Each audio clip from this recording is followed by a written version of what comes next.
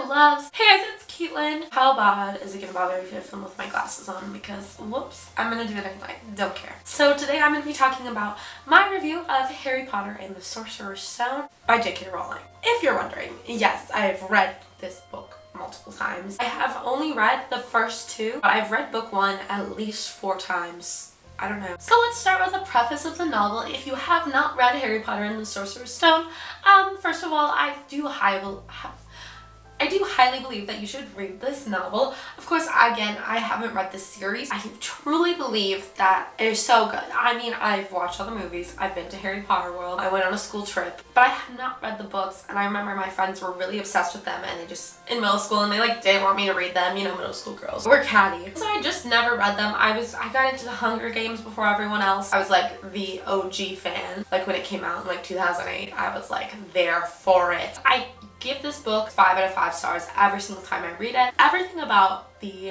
wizarding world of these novels is so well thought out and great, and if you have not read it, I believe you should give it a try. But I'll also get into that in this video. I'm J.K. Rowling's personal advertisement team. So, a preface of the novel, if you have not read it. There's a 0% chance that you can go into this book without having any knowledge of what goes on in this book, because it is so widely well known that you couldn't go into Harry Potter and not be Harry's a wizard. So Harry Potter is a young boy around the age of 11 who lives with a family called the Dursleys. And what we know is that Harry is a wizard and the Dursleys are muggles, which is sadly you and me, so people who do not have any magic. And he's lived with them his whole life. It's all he knows. He got left on their front porch when he was a baby because his parents got killed. So one day it's Dudley, the Dursley son's birthday, and they all go out to the zoo. And they're all at the zoo, and Harry sees a snake. The snake starts talking to him, and then it escapes his cage. Chaos erupts at the zoo, and Harry gets in trouble with the Dursleys. He gets locked in his bedroom under the stairs, and suddenly Harry starts receiving these letters. And the letters do not stop coming. They're really persistent. Vernon Dursley, the father of the household, goes to the extent of moving them away from their original house because Harry keeps getting these letters about how he's supposed to go to Hogwarts and that he's a wizard. And so finally, the Dursleys don't remember that it's Harry's birthday, but Hagrid, our hometown hero, does, and he comes and rescues Harry from the Dursleys, brings him to Hogwarts, lets him know he's a wizard, helps him buy all of these things, and that's where our adventure kind of begins.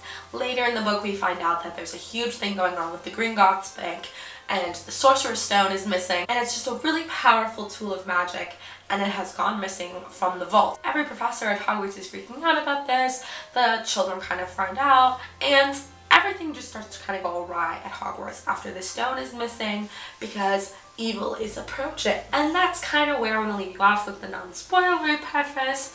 I'm sure you've read this, heard about it, seen the movie, or something. I honestly think that, not just saying this, it's magical. It's magical. You feel so magical. You know all those memes that are I didn't get my Hogwarts letter.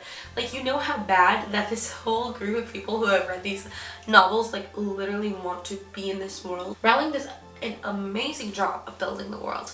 She really does. There's a whole theme park built on this world.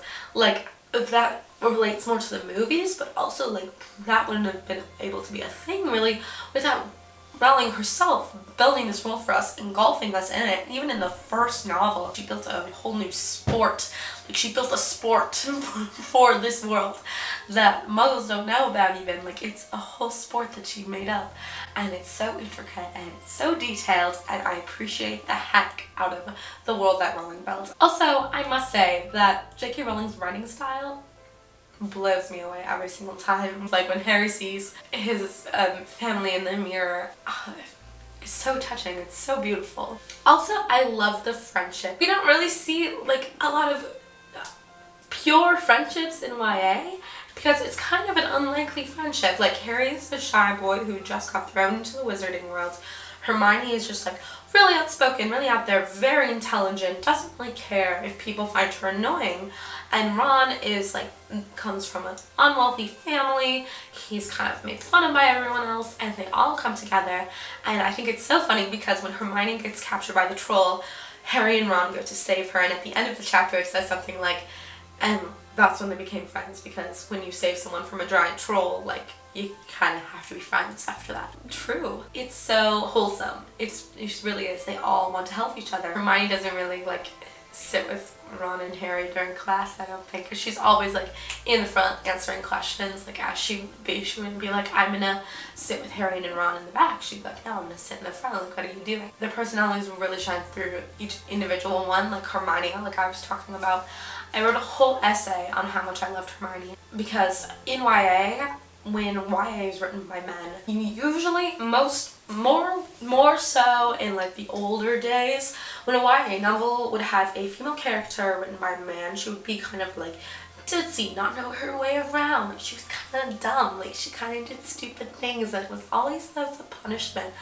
And when Hermione does stupid things, like Hermione does stupid things, like she goes to save the troll, she like gains a friendship out of it instead of being like, this is why you don't go like searching for trolls. Like J.K. Rowling makes her curious and makes her profit from it instead of not profit from it, instead of it being like, this is why you're not curious, girls, hee hee. Rowling might have some flaws later on in the books. For now, in the first book, I think it's fantastic. I think Harry and how he deals with living with the Dursleys, how it really doesn't affect him anymore, is so true to what would actually be happening. I feel like if you went and lived in an abusive household for 11 years, you would be like, yeah.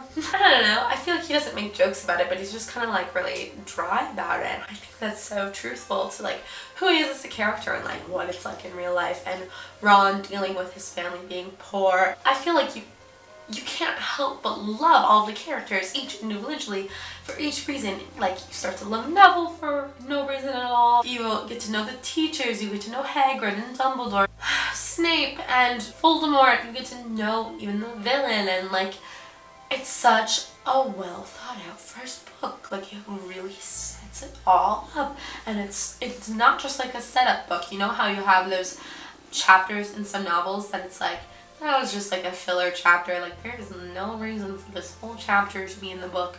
Like, that's how first novels in some huge series could be.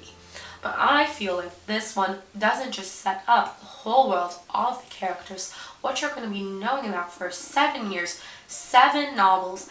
It's not just a setup novel, it engulfs you in the whole story, and it does that with each page. You're just like there, and it's just so well, amazing.